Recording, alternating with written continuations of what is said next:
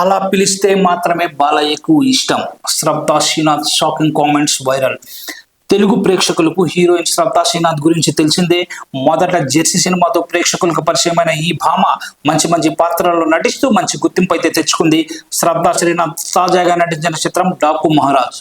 బాలకృష్ణ హీరోగా నటించిన ఈ సినిమా జనవరి 12న ప్రేక్షకుల ముందుకు రానుంది.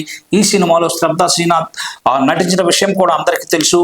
ఈ సినిమా ప్రమోషన్స్ లో భాగంగా తాజాగా మీడియాతో ముచ్చటించారు ఈ భామ. ఈ సందర్భంగా ఆమె ఎన్నో ఆసక్తికర విషయాలను షేర్ చేసుకున్నారు.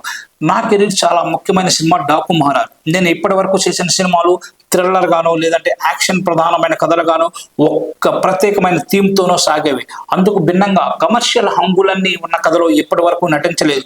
ఆ అవకాశం ఈ సినిమాతో దక్కింది. దాంతో పాటు బలమైన పాత్ర కూడా ఇది. ఎంత అందంగా కనిపిస్తుంటానో, భావోద్వేగాల పరంగా అంత లోతైన పాత్ర. నందిని అనే యువతగా నేను కనిపిస్తాను. సున్నితంగా కనిపిస్తూనే ఎప్పుడు ఏం మాట్లాడాలో ఏం చేయాలో తెలిసిన పాత్ర ప్రేక్షకులకు బాగా కనెక్ట్ అవుతుంది. లుక్ పరంగా కూడా చాలా జాగ్రత్తలు తీసుకున్నాను. ఈ పాత్రలో నటిస్తూ చాలా ఆస్వాదించాలని తెలిపింది. నాపై నమ్మకంతో నందిని పాత్రను అప్పచెప్పారు. డబ్బింగ్ సొంతంగా చెప్పుకున్న నటనపై అద్భుతమైన అవగాహన ఉన్న బాబీ సూచనల్ని పాటిస్తూ నటించాను అని తెలిపింది. బాలకృష్ణతో కలిసి నటించడం ఒక గొప్ప అనుభవం. ఇన్ని సినిమాలు చేశాను కదా, ఇంత అనుభవం ఉంది కదా అనే ధోరణితో ఆయన ఎప్పుడు నడుచుకోరు. సెట్స్ లో ఒకే కొత్త నటుడిలాగా దర్శకుడు చెప్పేది ప్రతిదీ శ్రద్ధగా వింటూ నటిస్తారు. ఆయన ఉత్సాహం నన్నంతగానో ఆశ్చర్యపరిచింది. సెట్లో ఆయన తోటి నటులతో ఎంతో సరదాగా మెలుగుతుంటారు. సర్ అని పిలిస్తే బాలా అని అనేవాళ్ళు. అలా పిలిస్తేనే ఆయనకి ఇష్టం.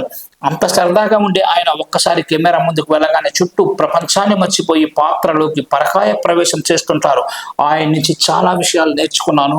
బాలకృష్ణ సినిమా అంటే ప్రపంచం మొత్తం చూస్తుంది. అలాంటి సినిమాలో భాగమైతే ఎక్కువ మంది ప్రేక్షకులకు చేరువయ్యే అవకాశం ఉంటుంది. అన్ని రకాలుగా ఎంతో ప్రతిష్టాత్మకంగా భావించి ఇందులో నటించాను అని చెప్పుకొచ్చింది ఈ భామ.